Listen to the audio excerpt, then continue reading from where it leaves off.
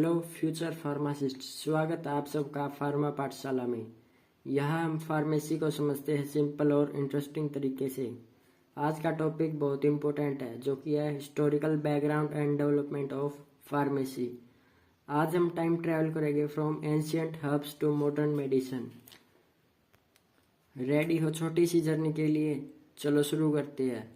उससे पहले आप सब ये बताओ कि ऐसी हर्ब्स कौन सी है जो आज भी हमारे घरों में यूज होती है। कमेंट सेक्शन में बताओ।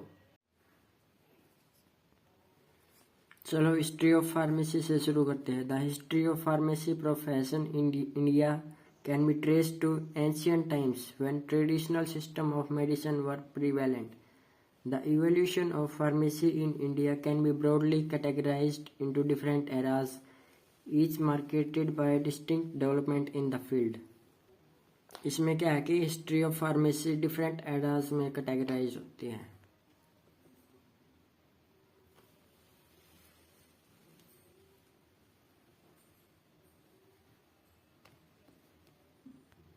इसमें सबसे पहले आता है ancient era. Thousands of year पहले ना डॉक्टर्स थे ना फार्मासिस्ट, सिर्फ हिलनेस और प्रीस्ट थे जो नेचुरल हर्ब्स से डिजीज क्योर करते थे। इंडिया में फार्मेसी का ओरिजिन वैदिक पीरियड अराउंड 2500 बिफोर क्राइस्ट से माना जाता है। ऋग्वेद और अथर्ववेद में भी मेडिसिन का मेंशन मिलता है। चरक ने चरक संहिता लिखी और सुश्रुता ने सुश्रुता संहिता। चरक को कहते हैं फादर ऑफ इंडियन मेडिसिन और सुश्रुता को कहते हैं father of surgery. Ayurveda and Sushruta Samhita. Ancient Indian medicine, particularly Ayurveda, played a crucial role in the early development of pharmacy. The Sushruta Samhita, an ancient Sanskrit text on surgery and medicine, included information on the preparation and use of various medical substances. चरक संहिता, अब ये क्या है? Another important Ayurvedic text, the Charak Samhita, also provided insight into pharmaceutical process, including the preparation of drugs from plant and mineral sources. चलो आपको एक बात बताता हूँ। सुश्रुता ने पहली प्लास्टिक सर्जरी का कॉन्सेप्ट दिया था 600 बिफोर क्राइस्ट में, और बाकी सिविलाइजेशन में भी बहुत कॉन्ट्रीब्यूशन था। अब बात करते हैं मेडिवल टाइम की। यहाँ पर आए एपोथिकेरिस, जो अर्ली फार्मासिस्ट थे। ये लोग मेडिसिन बनाते थे और बेचते थे, जैसे मिनी फार्मेसी ओनर्स। अब इसमें आता है Arab influence.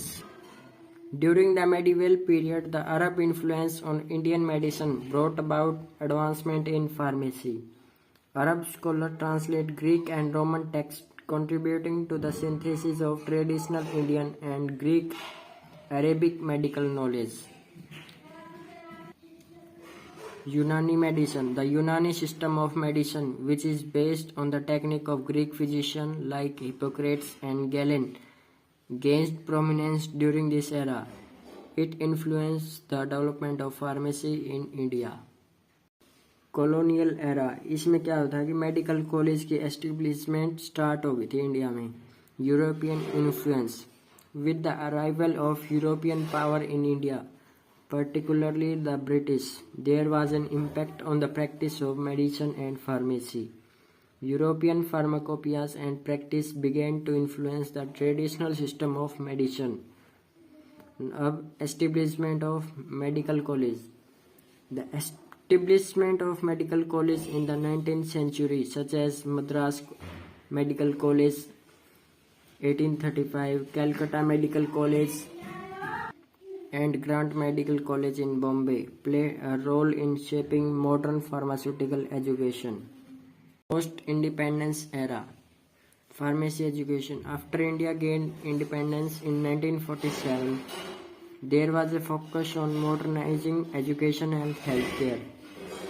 Pharmacy education undergone significant reform and colleges offering formal course in pharmacy were established.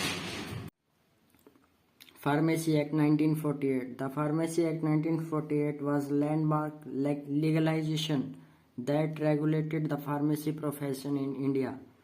It established the Pharmacy Council of India to oversee pharmacy education and practice.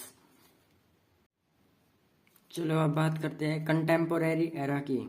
इसमें क्या है, globalization and modernisation.